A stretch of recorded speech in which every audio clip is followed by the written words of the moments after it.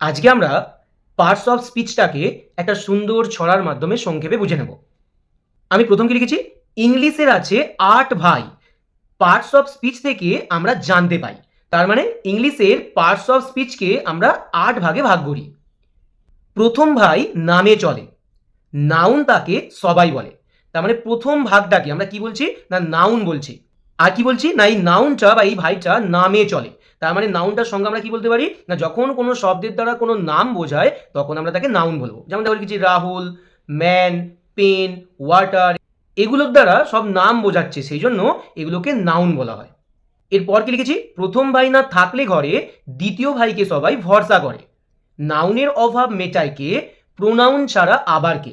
তার মানে প্রথম ভাই অর্থাৎ নাউন যদি না থাকে তখন কি হবে না দ্বিতীয় ভাইকে সবাই ভরসা করছে। তারপর বলেছি নাউনের অভাব মেটায় কে, মানে নাউন যদি না থাকে তার অভাবটা মেটায় কে না প্রোনাউন ছাড়া আবার কে। প্রোনাউনটা নাউনের অভাবটাকে মেটায়। প্রোনাউন আমরা কাকে বলি না নাউনের পরিবর্তে যা কিছু ব্যবহার করি সেটাই হচ্ছে প্রোনাউন। দেখো এখানে উদাহরণ লিখেছি, the boy is a student, ছেলেটা হয় একটা ছাত্র। হি গোজ টু স্কুল এভরিডে, সে প্রতিদিন স্কুলে যায়। তাহলে প্রথম বাক্যে দ্য বয়টা উল্লেখ করেছি, এটা একটা নাউন। দ্বিতীয় বাক্যে যখন এই ছেলেটার সম্পর্কে আবার বলছি যে সে প্রতিদিন স্কুলে যায়, তখন কিন্তু আর দ্য বয় লিখিনি, কি লিখেছি হি লিখেছি। তাহলে নাউনের পরিবর্তে হি প্রোনাউনটাকে ইউজ করেছি। এরপর ৩ নম্বরটা কি বলেছি, ৩ নম্বরে আছে যে নাউন ও প্রোনাউনের দোষ গুণ বলে সে, নামটি তার শুনতে চাও, অ্যাডজেক্টিভ লিখে নাও। তাহলে এখানে কি বললাম, ৩ নম্বরে যে আছে সে কি করে নাউন ও প্রোনাউনের দোষ গুণ ইত্যাদি সম্পর্কে বলে। যেমন দেখো উদাহরণ লিখেছি, দ্য বয় ইজ ব্রেভ, ছেলেটা হয় সাহসী। তাহলে এই যে সাহসী এটা হচ্ছে adjective. She is a good girl, দেখো গুড ভালো মেয়ে, তাহলে মেয়েটা কেমন না ভালো, তাহলে এই ভালোটা হচ্ছে অ্যাডজেক্টিভ।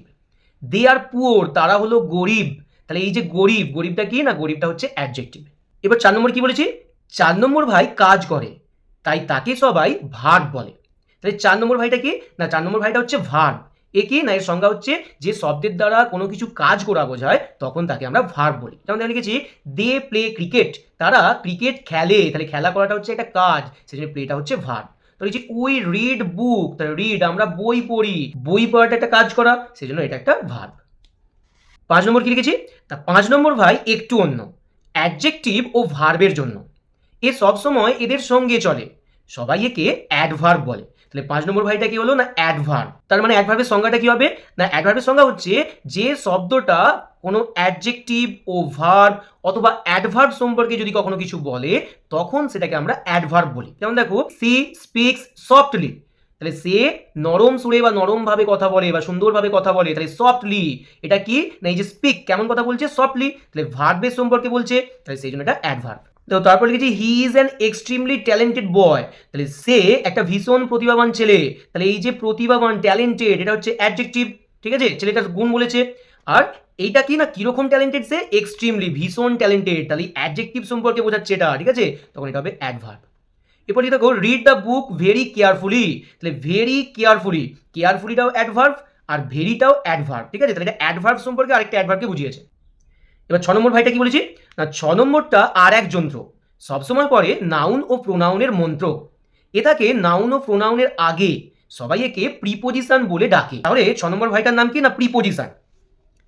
এ কি করে না নাউন ও প্রোনাউনের আগে বসে। এগুলো কি বোঝায় না প্রিপোজিশন বলতে আমরা বুঝি না যখন নাউন বা প্রোনাউনের আগে বসে তার দিক পদ্ধতি স্থান অবস্থান সময় ইত্যাদি বোঝায় তখন আমরা সেগুলোকে প্রিপোজিশন বলি।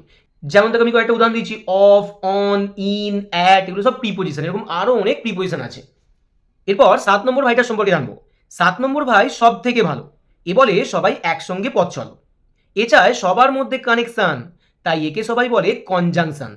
তাহলে কনজাংশন আমরা কাকে বলবো না যে শব্দটা দুই বা তার বেশি বাক্যকে অথবা শব্দকে যুক্ত করবে তাকেই আমরা কনজাংশন বলবো। যেমন দেখো অ্যান্ড, বাট, ইফ, এগুলো সব একটা কনজাংশন। এরকম আরো অনেক কনজাংশন আছে যেগুলো সম্পর্কে তোমরা পরের ভিডিওতে শিখবে।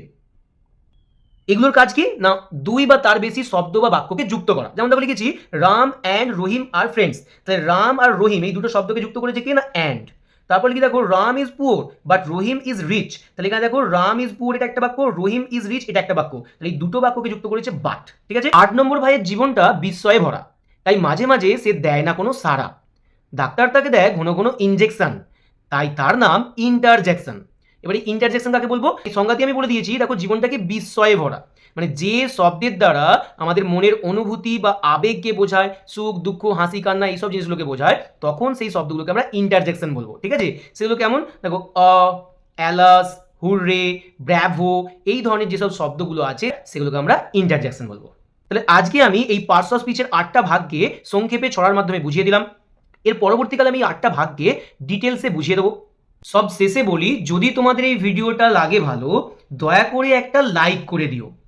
যদি তোমরা চাও সহজে ইংরেজি শিখতে, তাহলে আমার চ্যানেলটা সাবস্ক্রাইব করে বসে থাকো নিশ্চিন্তে। যদি চাও এরকম ভিডিও আরও আনি, তাহলে এটা শেয়ার করো এখনই।